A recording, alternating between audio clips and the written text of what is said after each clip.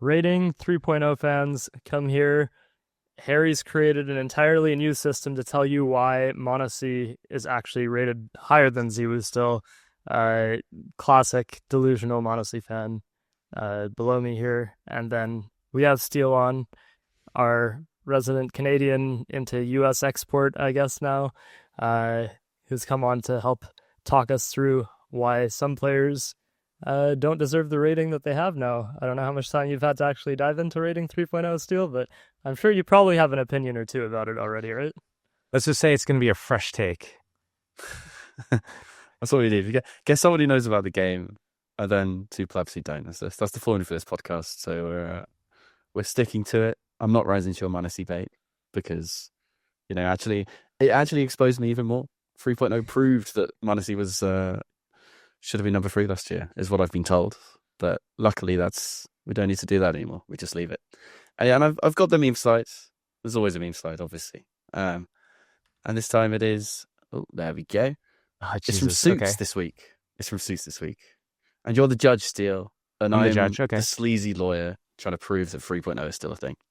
That's the meme slide this week. It's never my finest work. I don't know if you caught any of the other episodes. But I think you could probably use AI to do this type of face transplant stuff, but this also works. It's less funny. It's less funny if it's high effort, is my logic. I think it adds to the effect, honestly. It does. There's been some really bad ones. But I thought I kept it simple this week because the rest of the podcast might not be as simple as normal because we are doing, of course, where's it gone? This one, Rating 3.0. And the thing with Rating 3.0, I think, I don't really know how to start this podcast because, what level of knowledge can we assume that the average viewer has? So I thought I'll just keep it very, very simple. So the 6 things that are in rating, assume nothing. Absolutely nothing. No, if they're watching this podcast, they're probably very intelligent, actually. So I'm sure. But we'll just start basic level. So what is the point of rating? The point of rating is to show who the best players in the world, basically. And it's all optimized over one event, which is an important thing to bear in mind for some of the stuff that goes a bit weird over one map or a lot of maps as well. It's better the more maps there are, obviously. But the main thing you've got to bear in mind with 3.0 is that it is basically just eco adjusted 2.1. So it's the kills are there, the damage is there. We try and get a little bit of kind of those explosive moments from multi kills like Impact did before. Survival is still there, just eco adjusted. We still have cast, which is kill, assist, survival, or trade. That's part of rating because the logic with that one is to try and keep it, try and measure consistency round to round, basically. So if you're doing at least a small thing right every round, you get a bit of credit for that at the end. So we kind of have, it's kind of the opposite to multi-kills, right? But assist values were changed back, right? To 40 damage? 40 damage assist. Yes, so 40 damage assist. So, the entry riflers don't have it quite as easy because they were getting pretty free casts. It was so easy to get cast before with the 25 damage. So it's working slightly better. But basically, it partially balances out because they're not penalized now as much for being the first to die if they're traded or if they have a teammate behind them. Their teammate, now gets punished more if they don't get the trade kill. Yes, so that is in there too, that's actually more in the kind of kills and survival part than cast. Cast is only about if you're successfully traded. So it's still kind of the basic formula of what it was before, which is kill, assist, survive, but not save. So saving doesn't count, or if you're traded. Whereas the trade denial thing, we can get into that later maybe. I don't want to, because it's quite a small part of rating. I think people maybe think sometimes things are a huge part, but these are the 6 things that actually matter a lot. And I don't know, I think we should start with what Steele at this point. What's your kind of general opinion on rating? How it was before, at least. What did you think was up with 2.1, basically? So I think, I guess throughout my time playing Counter-Strike, we've seen it all from rating. We've seen ESEA's implementation of RWS back in the day, where it was you'd literally have people winning the RWS monthly prizes by simply being given the bomb, and they would go and plant, and they would literally just get 60 RWS out of a potential 100 in a round just for having the bomb blow up. So they would just win those prizes and they wouldn't really contribute much. And then the rounds that you would go in and get a 3K entry, whoever planted the bomb, they actually get more weighted rating than you did. So I've seen a lot of poor implementation of ratings. And I've seen a lot of rating systems that kind of favor people that just simply just get more kill output, but it doesn't really take into consideration a lot of the other kind of hidden impacts, so to say, where there's a lot of people that, I mean, this still doesn't even address some of the things like, how do you address the people that just buy AK armor every round and then you go with like the Mac 10 and you get like all the utility and you throw like the support smoke to like get the round started and the support flashes, maybe it comes through on like a flash assist or something, but you can't really weigh all these like hidden elements. And I think this goes a little bit to showing that a little bit more, because now the people that go and win the round single-handedly by getting some impact kills and then throw it by just re-peeking instantly, going for more kills, that's going to punish them way more now. And the people that just like swing and try to eco-farm, that's going to come and show through as well. And you're going to be able to separate the stat pad farming, just like non-impact kills, from the people that might actually be doing the silent work. And I think that's exactly what the point of eco adjustment is in theory. And I think it's obviously difficult to actually implement it. Like everyone just says for the last 10 years, why isn't HLTV rating punishing eco frags and rewarding other things, right? But it's when you actually get into it, there are kind of a lot of difficult decisions. And I think one of the weirdest things so far people haven't really got their heads around is, okay, so if a kill against a deagle matters less, then intuitively that means the guy with the deagle, if you kill a guy with an AWP, you get lots of kill points, right? So you kind of have to do both. And I think in the community, we kind of have the perception that we just wanted rating like minus the eco kills, the anti-eco kills. And maybe when you actually implement eco adjustment, you kind of have to do a bit of both. And I think that's one of the things that's kind of messing with people's heads a little bit, is basically just anytime one kill doesn't equal one kill on the scoreboard and in rating, people are having a bit of trouble. So I wanted to ask as well, Nohte, how are you finding it? You don't have to be the company man here. I think my favorite reaction to this whole thing has been how long people wanted eco-adjusted stats and for rating to factor in, economy and whether you're farming eco-frags. And then every post or like every single day since rating is released, there have been screenshots of scoreboards where, like someone who went like 16 and 10 with 80 ADR, and then someone else went like 25 and like 18 with 110 ADR, and they're like, why is this person's rating lower than the person who went 16 and 10, when the entire point is that the rating is now actually accounted for the other player farming eco frags. And it's not like one post, it's literally every single day. There have been multiple screenshots, whether it's on Twitter or HLTV or Reddit, that people are complaining about how, big numbers should be better, when the entire purpose of this thing was to adjust for that and not make it where the player with the highest ADR is the one who has the highest rating, because you're actually factoring in, economy, you're factoring in trades, you're factoring in clutches a lot more. But I will say sometimes it's not that it's not 100% correct, but there have been a few examples where it's been a little bit questionable, which I think, and I know you're going to get into it later, Harry, as well, but like there are a few where it's not 100% ironed out for sure, where you can tell there's a little bit of work to be done, or a little bit, it doesn't always accurately reflect exactly how a game went, just because you have it measuring, in one game versus an entire event, as you were saying. Yeah, and I think most of those scoreboards, we will get into, there's going to be like 7 scoreboards at the end if we have time.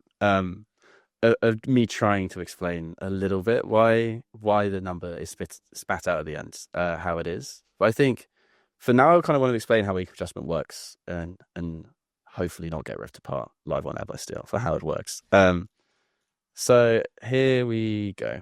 So this is the slide that's basically showing exactly what happens behind the scenes when you get a kill. And I think for people playing along at home, maybe pause the video, because I've just put everything on, because this is all I get asked, is that, why isn't the formula public? Well, maybe because, like the real world exists, and we don't want every website in the world to just use our rating. Then why would you come to us? But this is how it works. Property is a thing? What do you mean? Yeah, that's crazy. Also, yeah, we own our photos. I don't know if any of the websites have noticed that we have to pay money to get those photos. So, can't just use them for free. Anyway, this is eco adjustment. And what we've basically done is we've based it on dual win percentage. So we've put everyone into a group. So if you have an AK, you're in kind of the second to top group on T side. This is all T side sets. And if you've got an AK and then CT's got an M4 because the game's a little bit CT sided. This data is all from LAN CS2 is what we've based everything on for the purpose of the video. There are 48%. So even though it's a better gun, you don't win as many duels because of the way maps are set up and everything like that. And what that translates to is that when you get a kill in a gun v gun round, rifler v rifler, it's 1.1 kill, basically. That's kind of how it's worked out to try and keep the average of an eco-adjusted kill the same, is that it's 1.1 kill if you're 48%. So if you're anti-eco, it's 0.5. And if you're full eco and you kill an AWPer, you get 1.65 of a kill. And this is basically how it works. We tried lots of different ways to turn the percentages into points. And I think this is where we ended up. A few people have said it's too much in terms of we're eco-adjusting too much and like you still want the kill to count at the end. But I mean, obviously this is a lot of data steal, but what do you kind of think? Is this how you would eco-adjust if you started from scratch? Maybe not. This is a lot of information. This is it's like you're treating me like I'm Johnny Five from. I don't think any of the kids are going to remember this movie. But it's just like more input. Like this is too much input right now. I'm getting a little bit overloaded at the moment. I think there's something that needs to be done kind of in this capacity in terms of weighting, like gun versus gun versus half, gun versus eco, and kind of figuring out what everything is worth. And then like you go a step beyond that as well, and you look at specifically if it's the 5 versus 4, the 5 versus 3, or is it like a losing situation and time left on the clock and all these things. I don't know how you start factoring in all the data that might be necessary. Maybe some quantum computing in the future can start processing that.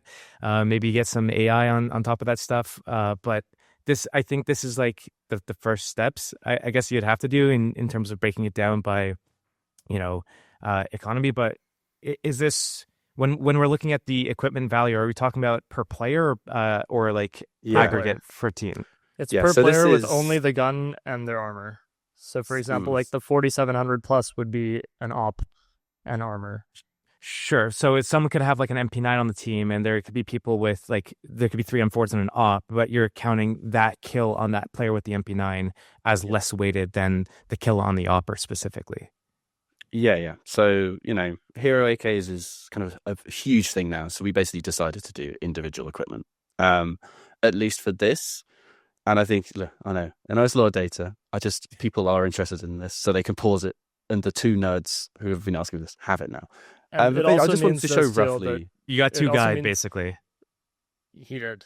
But also, it also means that the player with like the MP9 on like anchoring B or whatever was going to get more points for their kill versus an AK. So it is kind of factored in the other way as well. Yeah. My Mag 7 killing now is going to start going up and up. Exactly. I'm going to get punished less for dying and reward more for killing. All right, let's go. So if you're using shit guns all game, this is basically why a lot of the time you see a scoreboard and someone like Flamesy or a lot of IGLs are higher than their KD looks. It's basically because they're using bad guns. Or someone like Magic's in Spirit, right? Like he's just dropping donk and AK every round and making it work. So those kind of players who get fewer resources are rewarded more for their output, even if their output's a bit lower. What this is basically doing is evening it out a little bit. Like not hugely, like you still need to get a lot of output.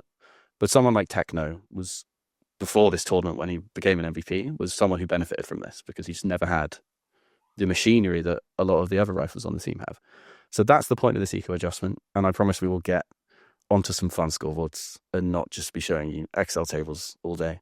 But I do want to explain the other big change with Rating 3.0. So this is the main one, eco adjustment for all the parts of Rating 2.1. That's like the majority of the rating is still Rating 2.1, but it's just all eco adjusted using this basically. And now we get to the fun bit, which is round swing.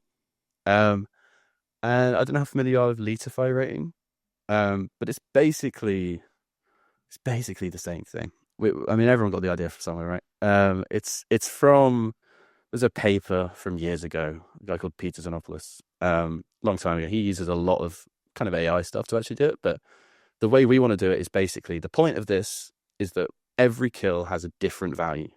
So we know that intuitively just watching the match. Like if 5v5, that kill maybe matters a lot more than if you're in a 5v2 and you're just kind of cleaning up the exit frags, essentially.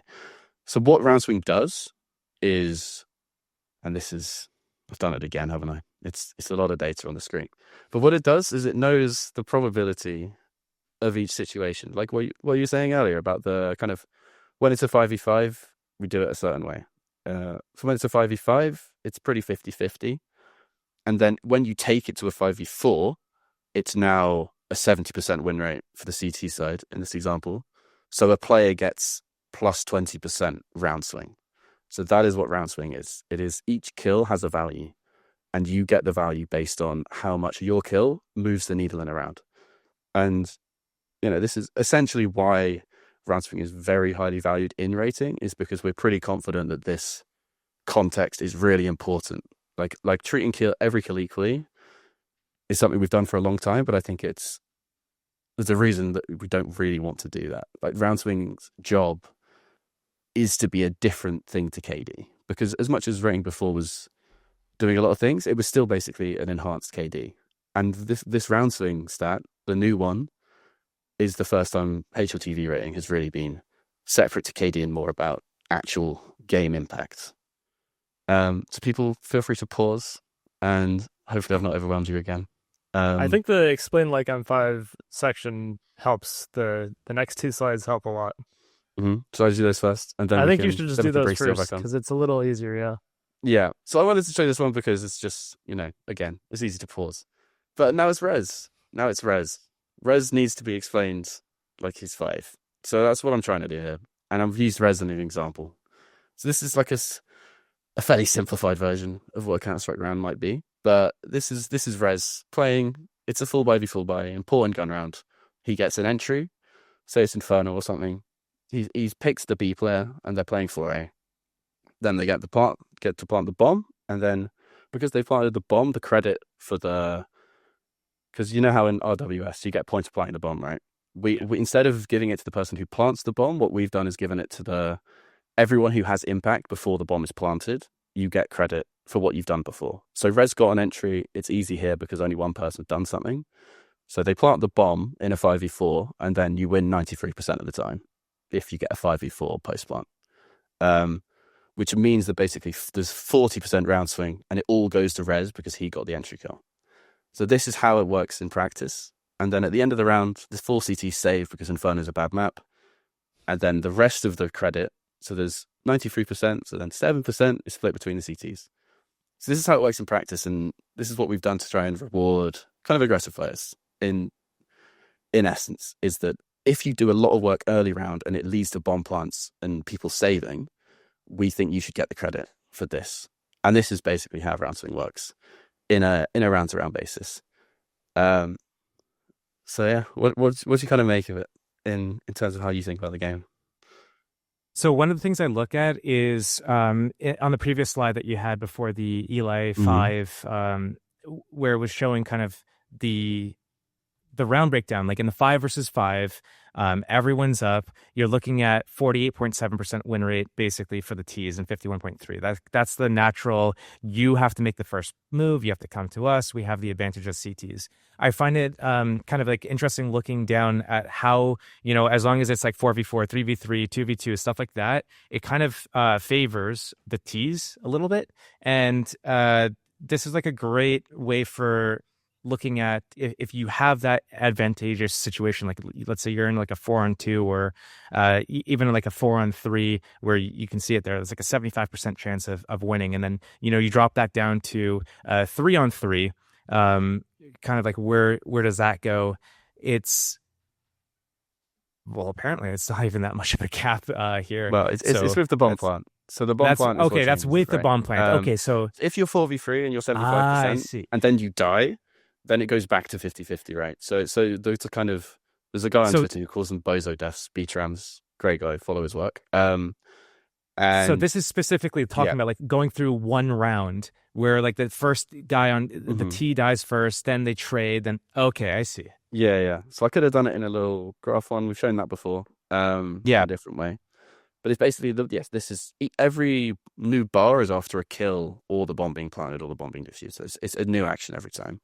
And what round swing is the difference between the bars. So if you're in a 3v3 and it's still very even, like one kill matters a lot there because you're pushing it a lot. So this CT guy who gets the kill in the 3v3, and because the bomb's down, it's seen as a low probability outcome that the CTs win the round. So basically what happens when he does get a kill is it pushes it all the way, and that kill is worth even more than an entry kill.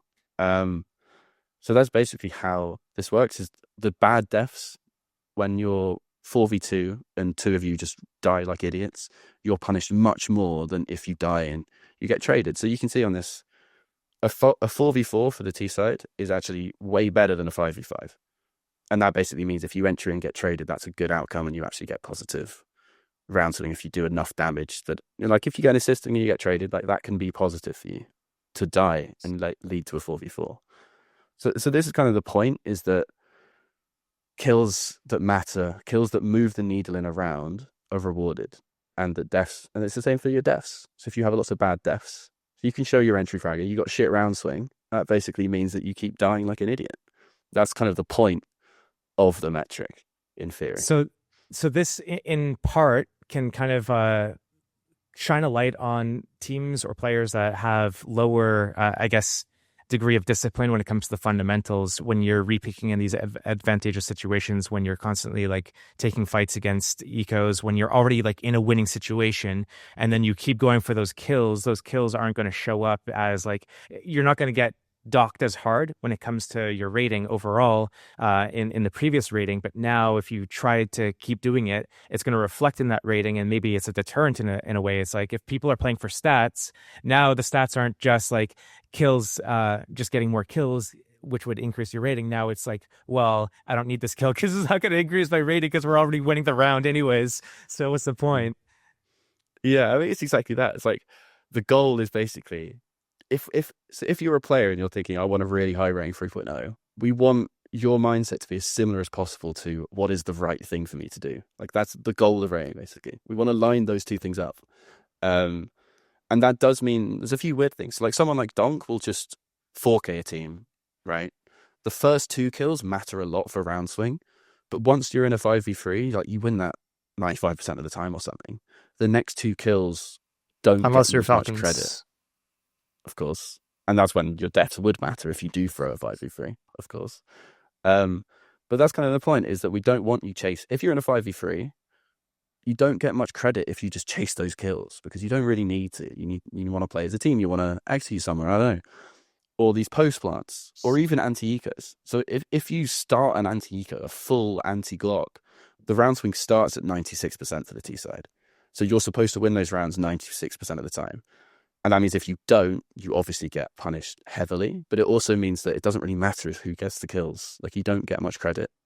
So just play properly as a team. Since you're giving the That's res and thinking. donk example, why don't you go to the dummies 2 Yes. side, since that's the exact scenario.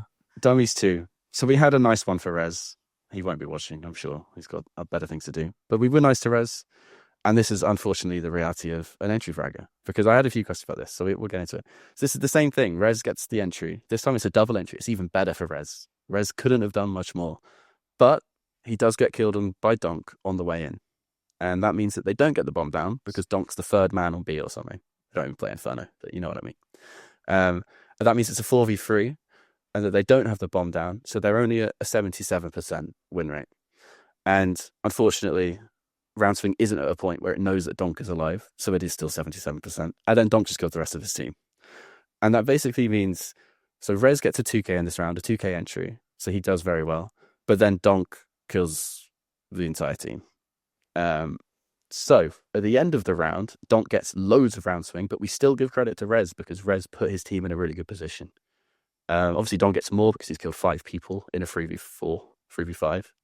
But this is basically how it works. And this is an extreme example, but we're pretty confident in the metric. And we'll get to some of its flaws later. But this is why why we've put so much time into developing this is that now each kill, we know how much it moves around, pretty much. So that's the point. I got a question, and maybe you are going to answer this because it's like one of those like things that you can't really account for. So let's say it becomes a 3 versus 3, and the time's ticking down. The CTs, they're probably going to save, and time's getting really low. But then they're playing kind of for exit kills. Is it because like it's still bomb planted 3 versus 3? If they get 1 or 2 kills, even though they're not going for the defuse and the bomb's eventually going to expire, are they still rewarded the same way in terms of the round swing as if they were going for it, or does that not matter in the end because it's still a bomb explode? Yeah, so that it's this is one of the really hard things is obviously Counter-Strike is a match of multiple rounds, and what happens in previous rounds affects the next round, and how much can a rating know What? about I thought it so all far. happened in a vacuum. But what we've basically done, and this is one of those tough decisions, it's not ideal. We have to treat each round as its own universe, pretty much. There are ways you can get around that, and economic damage and everything which Letify tries to do. But essentially, I didn't want those exit kills. I didn't want those saves to be rewarded, because if you look at it, so saving an AWP might increase your round win rate by 15%. I don't want saving an AWP to count the same as an entry kill. I just don't want it. I want actions in the game, like direct actions in the round, to be what matters. So in that situation, 3v3, CTs are saving, get a few exits. When they lose the round, they lose all the win probability, because even if they're 3v0 and they don't defuse the bomb, like they lose whatever's left because they've lost the round. It has to be zero sum. So it has to add up to 0. If the T's win the round, it has to add up to 100% for the T's. So the exit kills, they don't really matter in this metric. And sometimes that's a bit harsh, because sometimes you're in a 1v4 and you get 3 amazing kills, and then lose the 1v1. Maybe that matters. Maybe that breaks their money in the next round. But basically, because we've got round swing and the rest of rating, you are still being rewarded for getting the kills, just not in round swing. Round swing is the direct impact on each round as an individual round. So that's the logic. I know. So Harry, in this case, deeper. let's say there's like a 3v3 post plant, and the CTs do try and retake, and let's say that they get all 3 kills, like 2 CTs die, but then they don't have a kit, and there's like 8 seconds on the bomb, so they run away. Do they get 0 round swing for that? Yeah, pretty much. So it's a 3v3. Unbelievable. If it's a 3v3, you kill 3 people, but you lose the round. Like, I mean, it basically, because that's hard to win, right? Like, we had this. So a 3v3 post plant is you only win it 24% of the time or something. So what you basically do is they all lose like 8%. They all lose 8% round swing, even though they got the kills. Because in your example, that's unfair and harsh because they've tried their best. But in a different example, it's like Steele was saying, it's 3v3. They're all in church on Inferno, like hiding in corners, and they kill all 3 people and then lose the round. Like, it's the same thing, just kind of the context is a little bit different. But in terms of round swing, you got to make those kills count. If they don't lead you winning the round, you are punished. And it works the other way. If you ninja defuse and you're 1v5, guess who gets the round swing? Guess who gets a monster amount of round swing? If you ninja defuse, you get the round swing as if you killed all 5 people in the 1v5. Right, so now you're just promoting people to just buy kit and smoke and hide in corners and wait for the bomb to get low and all the T's to start chasing, and then they go in the last second and they look like gods. They will look like gods. If you win the round single-handedly, you get credit for it. I can't apologize for Welcome this. to your new rating overlord.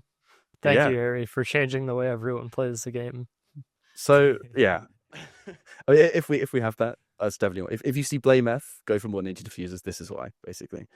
But I think essentially the point is every kill matters, and it is a bit ruthless sometimes in terms of what kills it thinks matters.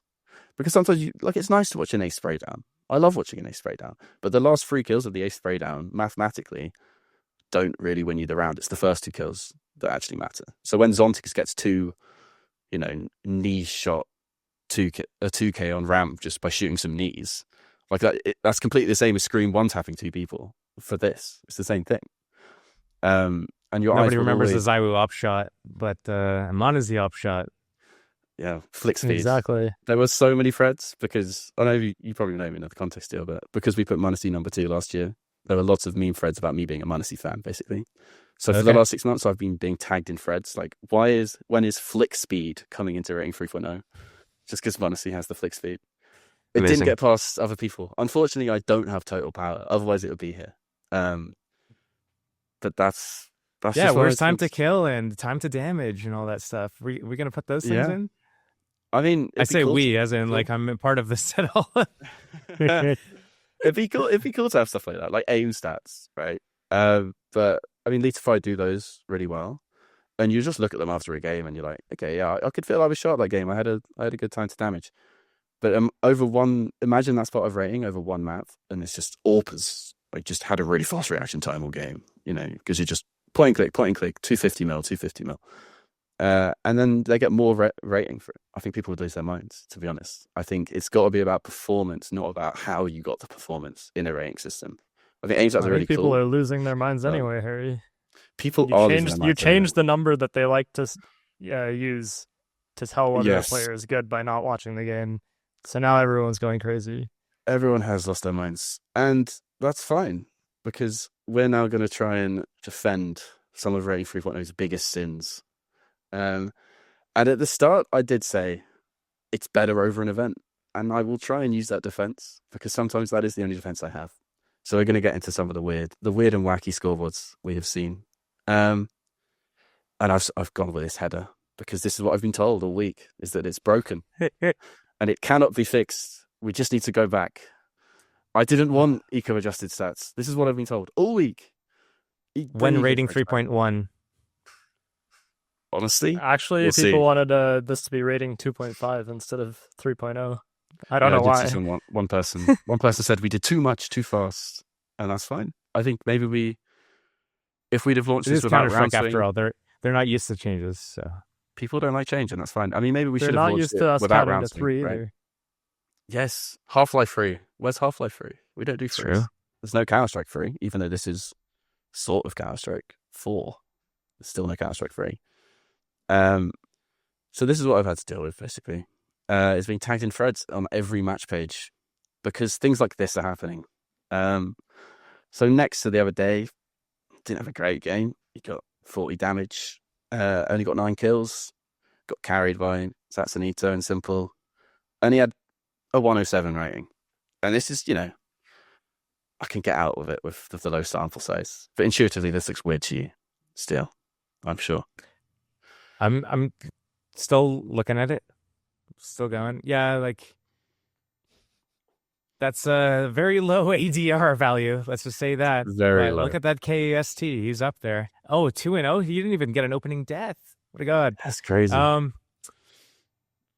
Yeah, I would be surprised that's even like a 1.02 in rating 2.1, but I digress. Mm-hmm. See, this is the one that's it's kind of our own fault because we've not let people see rating 2.1 because it was hard and expensive. I was like, I don't know. It was hard. The developers told me it was hard in Danish accents and I didn't question them. So there's no rating 2.1 on the website. But this one, I got tagged in this so much. He was the same on 2.1 because over small sample sizes, if you have really high cast. So I looked at this. I think, where was it? So he had something like 60+% of his deaths were traded. In more than half of rounds, he got an assist, or all his death traded, or just survived. So every rating system credits this situation. I think there's worlds where we made it basically round swing and then kills and damage and kind of binned off survival and cast. And some people would have preferred that. I mean, you bet donk fans would have absolutely loved that if we just got rid of all the other stats. But I think you kind of have to have the yin and yang of, if your kills matter, then obviously your deaths must matter as well. Like, you kind of do need to have both in a rating system. Yeah. And on this nexa one, yes, it's a bit weird, but it's like 14 rounds. And if he did this all year, it would be insane. I would imagine it's not sustainable for him to have 60% of his deaths being traded. And his round swing was positive because of that, basically. Wait, something's coming to me now then. So I have a question then about it. Like, let's say, does this promote to a degree baiting? Because like if you bait your teammate who goes in first, he dies, you get the trade. Your kill now matters more because you're in a man disadvantage. And if you bait and your teammates all just like collapse around you and then you're last alive, your death matters less because your team's already dead. Yes. He's Essentially, buffed yes. enough. God, He's buffed damn it. enough. I can't believe it. Yeah. So round swing is very, very friendly to late round players. Like there's just there's no two ways around it. If you're a late round rifler or a late round AWPer, your average round swing is higher than someone who is an early round player. And that's why we did some of those things with the bomb plants of making sure you give credit to people. Like when the bomb is planted, that credit goes to people who did stuff before the bomb was planted, not people who are cleaning up easy clutch moments. So that is a fair criticism of round swing, is it is a mid and late round player's game ultimately. Like there's the really good openers who don't give away stupid deaths very much. They're still doing great. Obviously, donk, just when you get 2 kills and 1 death every round, it doesn't really matter how bad your death is. You're just ending up positive.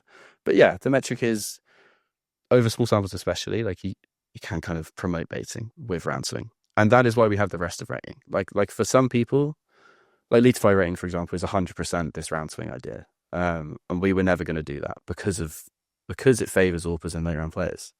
And I think it's a something great we stat, need to clear up, Harry, yeah. because I feel like there's a misconception, or maybe people just look at a number and have no idea what they're actually talking about. But from the conversations I've seen, people look at round swing and seem to think it is the only thing that factors into rating 3.0, and they see the round swing number and they seem to think that why is rating 3.0 so high based on just this round swing, when that's really not the case. They're two completely different statistics.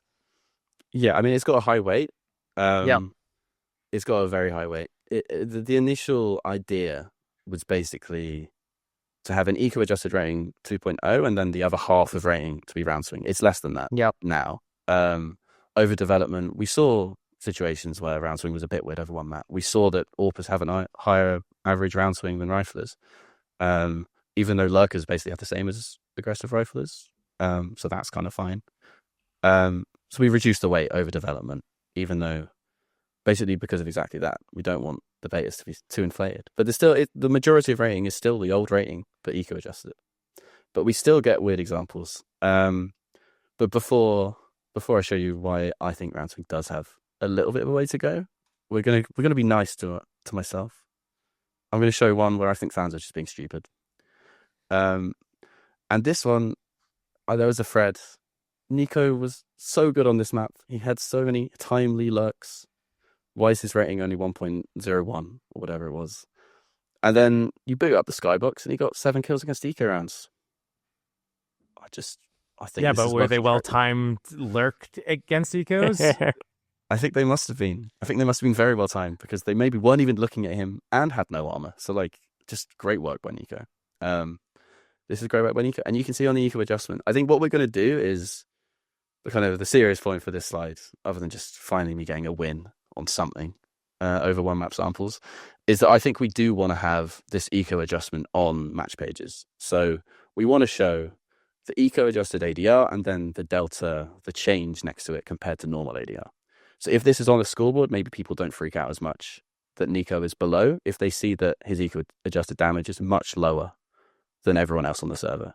Because in this single map, it doesn't mean Nico's an eco fragger overall, it's just over the single map, he got a lot of eco kills. And that's why his rating's lower. But maybe it's more intuitive for people if they see that, rather than we just have, a 77 ADR game being a 1 rating. So this is where it's working well. And now we'll get into a bit of nonsense. This is the big one. This is the big one everyone's very unhappy about. And it's not an easy way to defend it. It's basically Mezzi with a negative KD being higher rated than Blitz, who had 100 ADR and 22 kills. And you, like me, like anyone in the world, will see this and think racing is broken. And there's a very simple reason for why rating looks so broken. And it's not that Blitz was eco-fragging. It's that Mezzi beat Blitz in a 1v1 on CT side when the bomb was planted. And that just does fuck up round swing over small samples. Because over an event, over even like 3 maps, you've got to be a good player to consistently win these 1v1 situations. So it's right to give credit to players who win these low probability. Because you know, if you CT, the bomb's down. Overall, you only win that a third of the time ish. Wasn't that a 3v or 1v3 for Blitz as well? Yes, but in Where this he situation, got 2 kills. Blitz got 2 kills and then Messi killed him. So this one is basically fair enough. Fair enough, everyone. We do player of the maps because we want to see who was the best player for EVPs.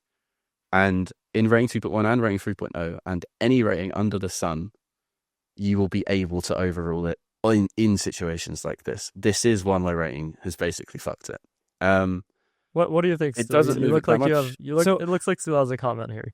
Well, my understanding of this is like you think that these small sample sizes, there's going to be like these discrepancies, but over like on aggregate, if you look at, you know, over the whole tournament or even as small as maybe a BO3, but usually like you look at a tournament or the last 3 months, it's going to kind of give you a better picture. It's going to kind of like balance itself out, because while Messi might have like a plus 6.96 here, maybe other games where he doesn't have like a big like 1v3 or whatever the hell round, maybe his round swing's not as high, or, you know, maybe it balances out as like plus like 2 or plus 3.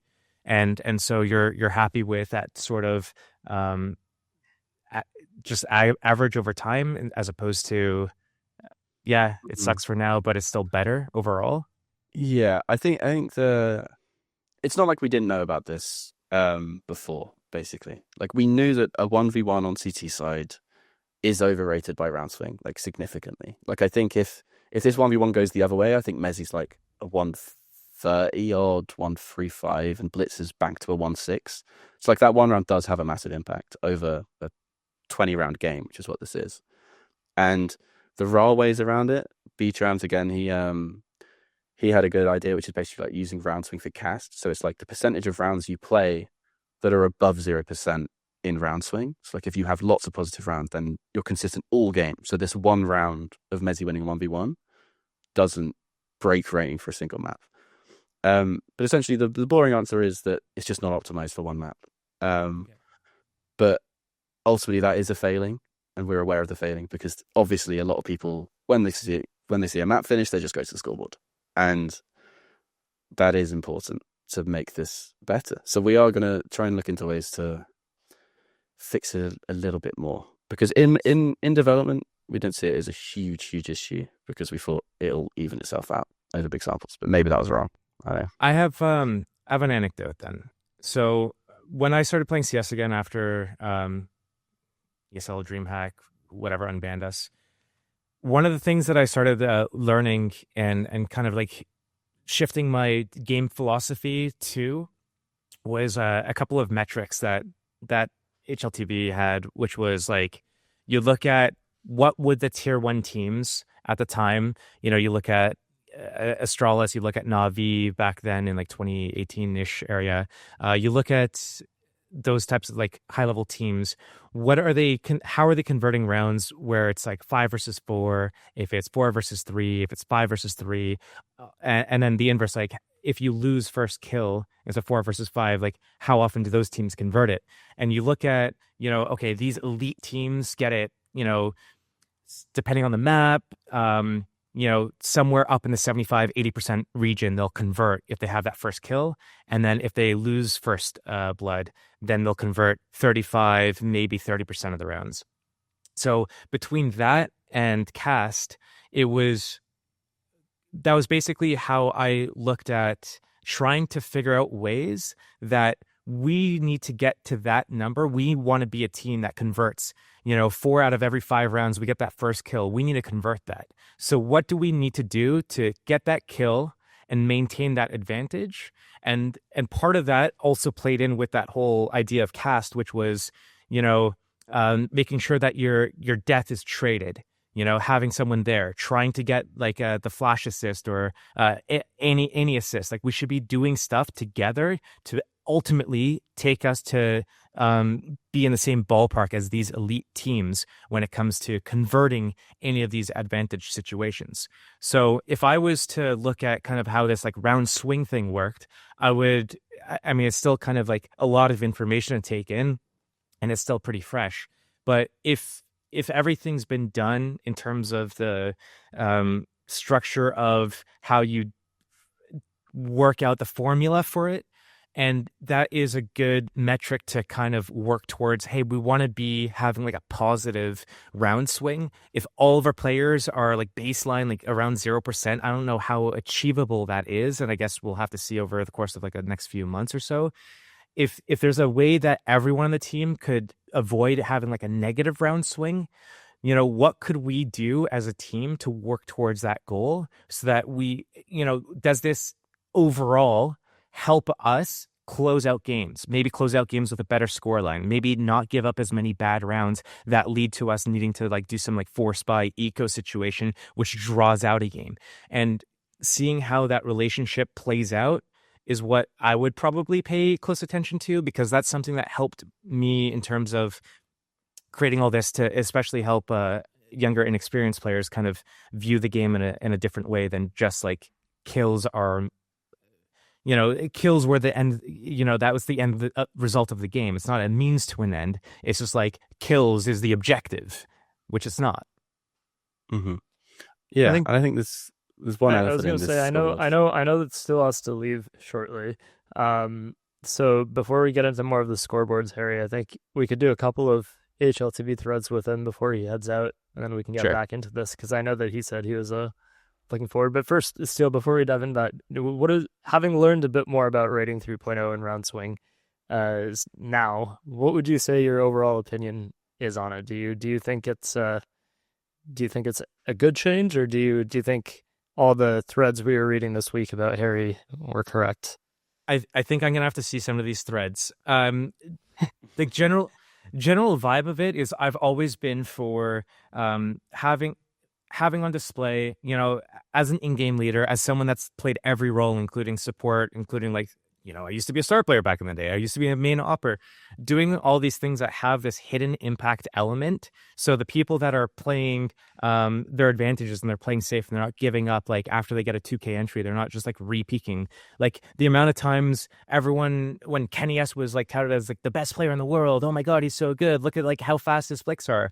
And then you would look at how he would single-handedly win his team round after round after round, getting like a huge like opening kill or 2K, but then he would go and re-peak and whiff and die. And then it's just like, okay, game's on now. He was playing he was playing train. He got 2K opening. He did a re-swing. He's playing a position by himself. He dies. Enemy gets on the site. They plant. They win the round.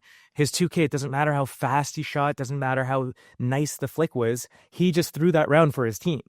And anything that kind of gets us a bigger picture of kind of like all the hidden elements, and then also kind of filters out all the bullshit stat padding, eco farming players that make themselves look good because they're just running around like, oh, they're on eco, let me at them. It's like, you know, there's the let me at them, like I'll die for the team to get the info so it won't run to a stack, versus, oh, they're on eco, I want to get kills now that I have confidence randomly because I know that I'm not going to be staring down an AK shooting back at me. So what I heard there is you actually do want flick speed factored in as a stat. Yes, I do actually. Okay.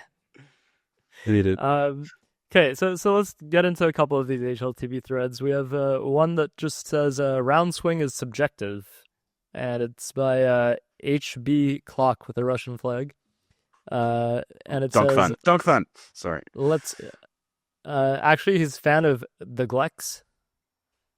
And he says, let's say Vitality play versus FlyQuest. I would say Vitality have 95% win probability in every round and almost no swing factor at all, but 3.0 rating will pretend it's 50-50 at the start of the round. Killing Donk or Ziwu would actually impact win probability, but no, that will count the same as killing Kerrigan. You can say it's fine, let someone farm swing points, but I just don't understand why we have to bring ideology into stats. No one believes 38 ADR Nexa is above average 1.07 performance, even for Nexa. What's next? Tilt/choke stat? Huge factor. Would be fun to sort by this setting. It should be just about duels, X equipment difference. And the first comment replies by Drainer with a French flag and fan of Vitality, says the average Vitality game isn't against FlyQuest tier opponents, therefore argument null. I think the the op is based there. You know, when are they going to start adding these stats in where the players they carry their average stats from game to game, and when you play against someone like Spirit and you're killing Donk, that kill is weighted more, not based on the economy in the game and how many players are alive, but also the fact that it's Donk. And if Donk goes and he farms against some tier 3 team or you know, tier 1 from NA, I guess, it's just like it doesn't matter at all. He needs to get like 50 to 5 for him to have his like normal 2.0 rating game. And this you can tell how this last week's broken me, because if I read this idea 6 months ago and I was like, oh, it'd be so cool if, like, you know, like the average rating of Zayu in the last 6 months meant that killing him gives you more points than killing someone else.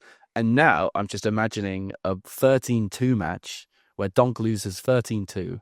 He dies 13 times and someone kills him 13 times and has a 3.0 rating because he's killed Donk 13 times. And then everyone just loses their head because he's got 13 kills and his teammate has like 30 kills. He's killed everyone else.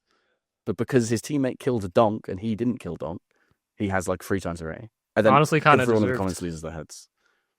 And does that mean it's a bad idea? I don't know. It's just really hard. Maybe it's a good idea, but the swing and the rating 3.0 is the one that's busted. I think the same thing would happen. I think exactly over soul samples, it would also mess with people's heads unless you're actively watching and writing down every time someone kills someone. Like Donk, let's be real. Chopper. These tier 3 teams, they're not going to be killing Donk that much. Okay, like he needs to be like literally shitting his pants on stage from like food poisoning for that to happen. Yeah. Well, Harry, we have something that we've touched on already. The thread is called 3.0 rating by nomad_isgoat with a Russian flag who loves Donk. And it says, must be a buff for a baiter. Your team is 5v5. You lose a player, it's 4v5 now. Baiter trades and gets a round swing bonus. Ziwu baits and trades all game and gets a high rating? Question mark? Well, Shiro is the best now, huh? Shiro is really good at round swing. And the thing I kind of didn't mention earlier is, if I'll bring it up again, actually. Fuck it. Where is it? Because I think this is something I should have said. I should have said it earlier. We'll get it. All right. Once you say it, I'm gonna have to bounce out after though. Okay. Mm-hmm. The reason Shiro isn't better on 3.0 is because he uses an AWP for all his kills. And when you have an AWP against a rifler, you get less points, fewer points. So this is basically what happens. If you're an AWPer, you get fewer points for your kills in the other part of rating, even if your round swing is boosted. So that's why it evens out, and it's actually fine. And AWPers actually have a bad time of 3.0. Less money per kill. Now they're not even getting as much rating per kill, and it's not even the CSGO up. It's the CS2 up where like half the bullets don't even register. So they're just getting like triple nerfed. Yeah, it's all based on math, so it's fine. All right, well. Can't argue with math. Yeah, hey man, I just started the foundation, like so. All right, well, Jill, thank you for coming on. We appreciate it. It was fun talking. Yep. Thanks. I'll see you guys. Yeah, thank you. So yeah, there's still a couple of threads we can bring up before we go back to your favorite scoreboards, Harry. Of course. There's one that just says rating 3.0 broken by Hooksy Shocks. Oh my god, I should actually screenshot my notifications panel because I've got the last 7 tags are all in this thread, so I'm well versed in this thread. But brave let's of you carry on. to not take notifications off. And it's entertaining. Anyway, this thread says, it links a stat page from the World Final 2024 G2 versus Liquid. And it says, I actually really like rating 3.0. The idea of round swing is pretty good, but there are a lot of space we could make it better. We have a very precious sample that we can see rating 3.0 is currently broken. We can check this game above. Nico got killed first, so he lost the most round swing. Okay, it makes sense he has 0 actual impact, and he got 0.04 rating for the contribution of ADR this round. Then everyone just dies one by one, and everyone lost round swing less and less. So we can see as long as you bait, you can get extra rating comparing your buddies who die earlier. That is ridiculous. If you do nothing, you should get nothing. This needs to be fixed. And the first reply says, Blame F made this adjustment. Yes, maybe he did. Maybe he did. I mean, what can you even say about that? I think the problem is, let's see if I ever find it. It's not there. It's not there. Pretend What I are you never looking shared the for? screen. I was looking for the screenshot because what this thread is basically moaning about is, and look, I don't want to be a sample size Andy all episode, but this is one round. This is one round. I sent you the 3.0 is match broken link. over a 1 round sample. And basically the problem is because of the way round swing works. Nico got the first death, and that was the most important death, and he got a 0.04 rating. Then Manasi died, he got a 0.08 rating. Then Maubs died, 0.19 rating. Then Hunter died, 0.31, and then Snacks, last of all, in a 1v5, unwinnable, 0.43 rating.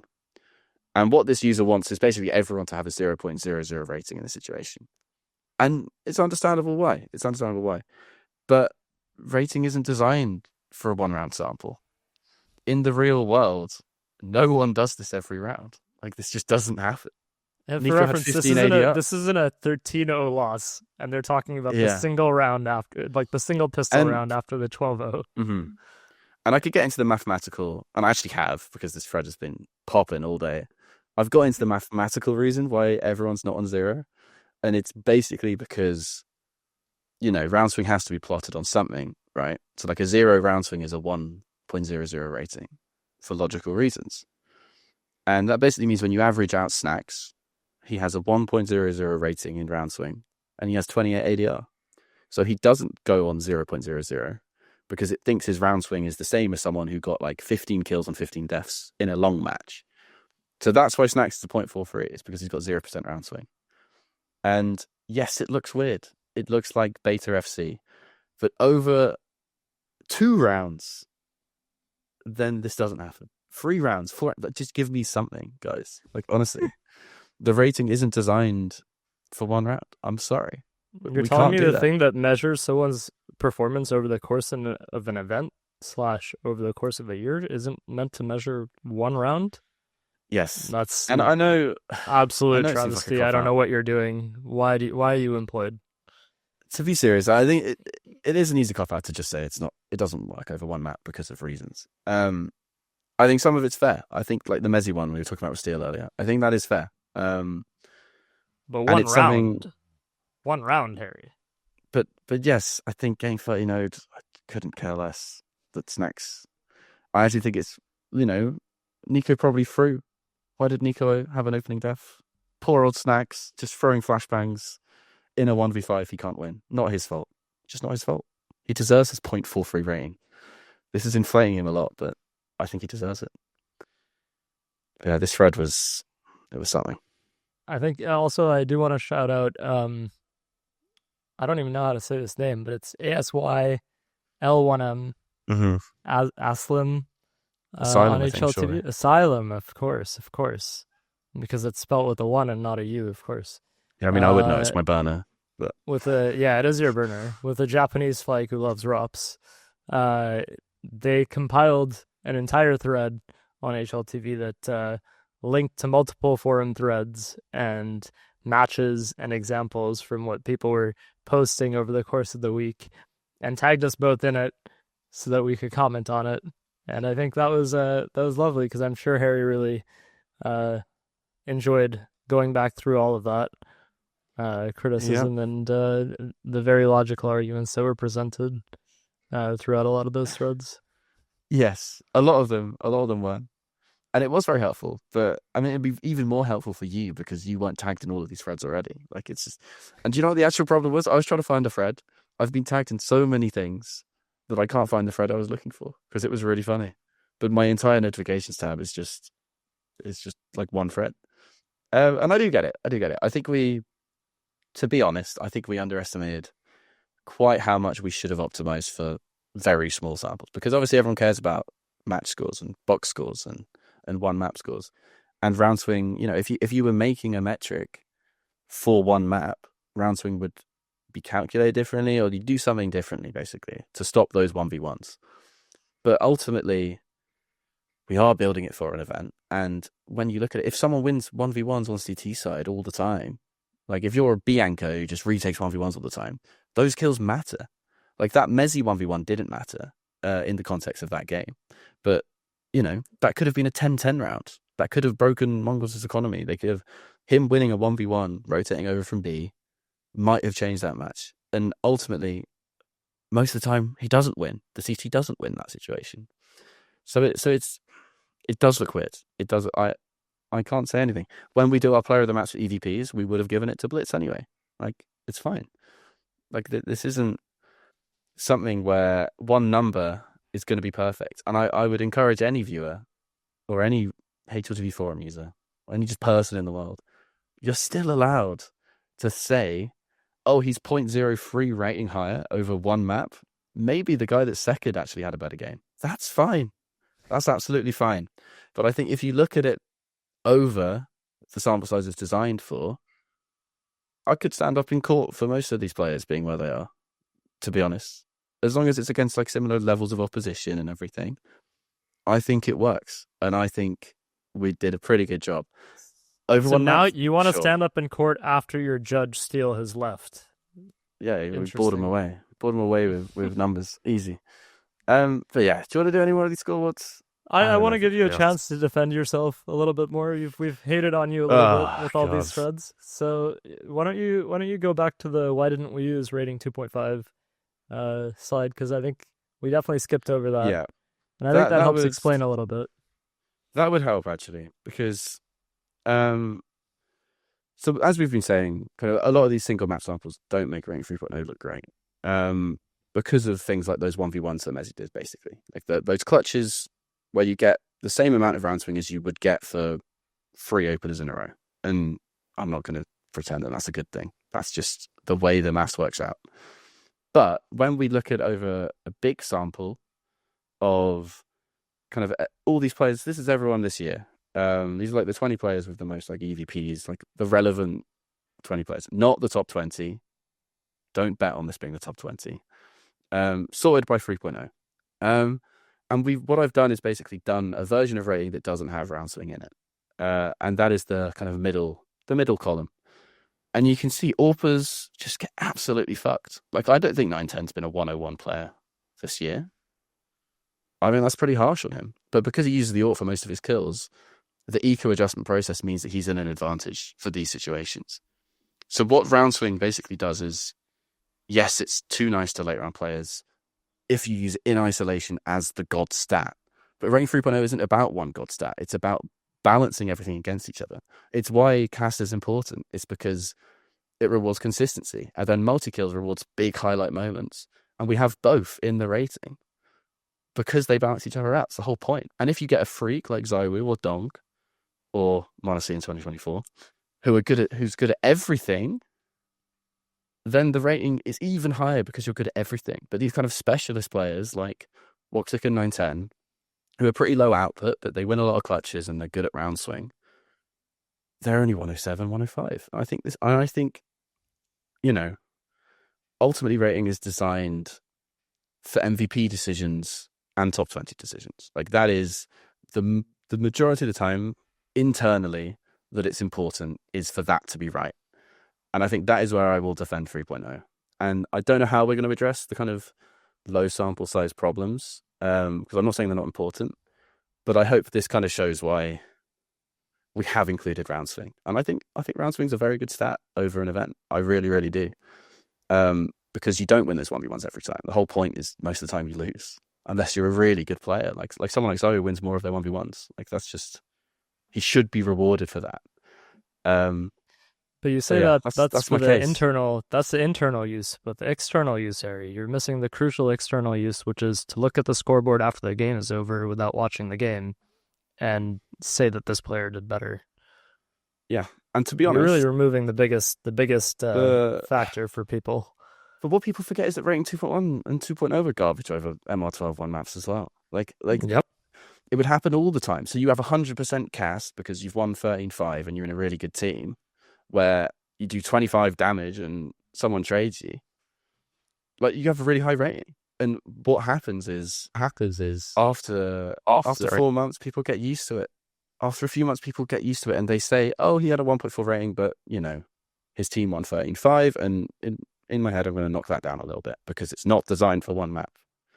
And I think that is hopefully what will happen with 3.0. I don't know if we will try and do something for these 1v1s, because it was just something that for the whole development, I knew it was going to be a problem, and we just couldn't quite work it out completely.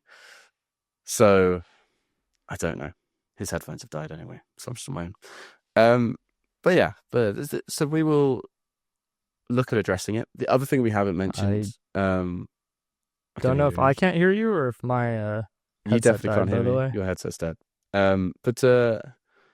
But for me to just finish this point is, over kind of at the end of the year, it'll be a good time to look again at 3.0. This is going to be a constant development in theory, because what we've basically done is pushed out a really big update to rating using averages from a game that was mostly CT sided, but like 51% CT sided, and now it's 55% CT sided. So it's going to be wonky. It's going to be even more wonky than it would have been anyway, because the game is now CT sided. So when we look at it again, if this CT meta holds, and this is what Valve want the game to be, then ultimately we will kind of address things. And I think, it's going to be more of a constant development than Rating 2.0, where it dropped and it was the same for 7 years. In my ideal world, I want to keep kind of implementing what we can to make it better. But no, it's not going to be hotfix next week. You're back. Welcome back. I'm back. I don't know what happened there, but yeah. So in that case, are there any other scoreboards you wanted to go over before we? No, I think you did have the G2 one in there. Actually, I did see it. It's below the Nezi slide, but I don't know if you want to go over the 4.0 section at all, since we're talking about potential future of rating. We can do it very quickly, and then let's do that then. Fuck it. So some things that are cool that are not in 3.0. We'll get there. I don't know why you're calling it 4.0 though. Why wouldn't it be 3.1 or 3.5? So big changes, we change the big number. Small changes, we change the small number. That makes sense? That's crazy. Crazy, honestly. That's absolutely crazy. So one thing that Peter, all those threads saying, sack me, bring Peter back. Peter's still here. I was speaking to Peter about 3.0 the whole time, but whatever.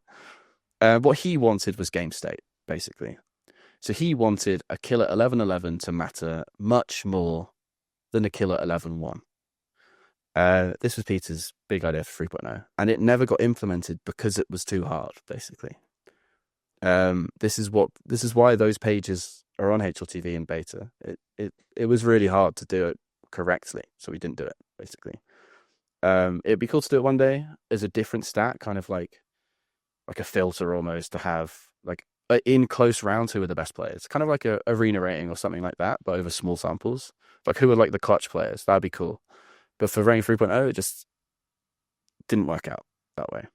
So I don't know if this is something you wanted, Nohte, but I think this would have been cool to implement. I also was wondering about implementing something like distance to bomb to remove the factors of, in a 3v3 if the CTs are saving. Yeah. But again, that's just as difficult, if not harder, because you actually have to measure where the bomb is planted and where the CTs are saving, and that's not easy to do, because the game logs don't really tell you the location of players until they get a kill, from my understanding.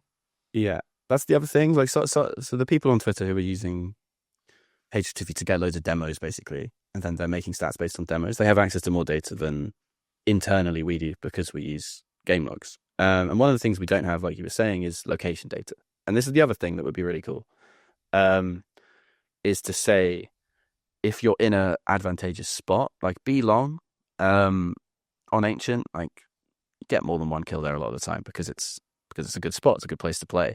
If you're in a place where, if we extrapolated this slide over everything, and used all the data, this is just donk, and I've taken this from Latify, and then you would see, this Julvi this place v this place is really hard to win. That's a less than 50% duel. It's the same as having like a deagle versus an AWP, even though two people have riflers. This would be cool data to have, but we just don't have it. First of all, we don't have location data in logs, and also it'd be really fucking difficult to make it good. So this would definitely be something hard to implement. I'm sure people have tried. I've not seen anyone try it. I think if people have tried it, it would be like a team thing, like a super advanced team thing, an AI thing or something like that. But this would be difficult, unfortunately. You would have to manually get each demo and extract this information from it, because the or logs get do Valve not to change show the it. logs. Or get Valve to change logs. But I think from understanding how Valve work, they wouldn't do that because it could potentially open the door for like more cheats or external tools to affect the game. Because if you have logs live delivering players' position data, I'm sure there's some way to like sniff that out using some sort of external tool. So I think that would never happen. Well, that's the first time I've been told it won't happen. I'm hoping it will happen. I'm hoping Volvo don't care about cheating and let us have this, because then I could have position data on HLTV, and that's all I care about. Let them cheat. Let them cheat. I want my stats.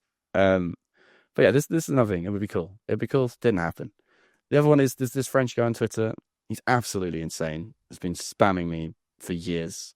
But he's quite cool. He does some cool things. He's got an AI rating based on the positioning playing as players and the kind of how difficult duels are. It's cool. One, it's demos. It could never be on HLTV.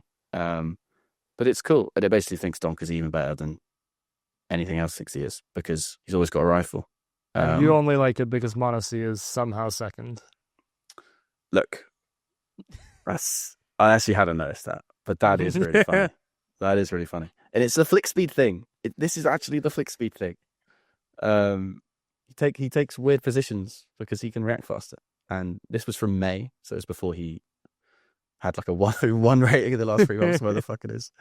So yeah, this stuff would have been cool. But I think from the reaction, we can tell that 3.0 is already a very, very big jump. And it's going to take time for people to get used to it. That is absolutely fine. Just hopefully people can try and understand why we made the decisions we did, even if it's going to be a bit dodgy on certain single maps. And no one is stopping you from just getting the kills and dividing my deaths and using that instead. That's fine.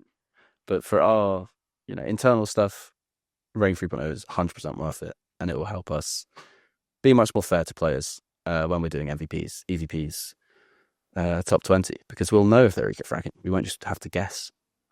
Because the other thing is, if you waited to release it, people would have been just as mad because you would have been making decisions. Not that you hadn't been factoring Rating 3.0 in for the last few MVP, VP decisions, but the fact that it's actually public and people can look at what's actually factoring into the decisions rather than going to, like your Twitter to see some of those detailed stats makes a big difference. And you're also able to actually analyze during an event how players are changing those stats themselves. It's not to say that there isn't work to be done, as you've already noted earlier, but sometimes you also have to have that release to be able to see what kind of adjustments you have to make, because you're not always going to see, the biggest sample sizes in terms of response from people. Because obviously you've seen the data yourselves in the back end for a while, but now you have people actually bringing up a lot of issues, and a lot of it doesn't make sense, but some of it is valid, Yeah, I think the big one is the 1v1s. Yeah. That is bad. And when we've been looking at it for the last 6 months in single maps, we're like, yes, I would still give the player of the map to someone else for EVP purposes. And we're going to continue to do that. That is obviously, like, we know if it's inflated by something like that. But yeah, I was joking. It's just modern video games, basically. When Peter released it, it had to be the best it could possibly be. And it never got an update ever. But this one, I think, it was worth releasing when it is, because it is still a better metric than the one we had before, ultimately. And that's the reason we're doing anything. I really like the B-Trans idea. I would like to get that in rating. I feel kind of stupid for not thinking of it first. You should just have my job. That's me acting prof. But yeah, I think overall, people will get used to it, and people will understand that it is just better. It is just better. Eco adjustment is so important, and we've not had it for so long. I know a lot of the narrative is, as ever, on the kind of negatives. The times people are always looking for these one round examples where it is a bit weird.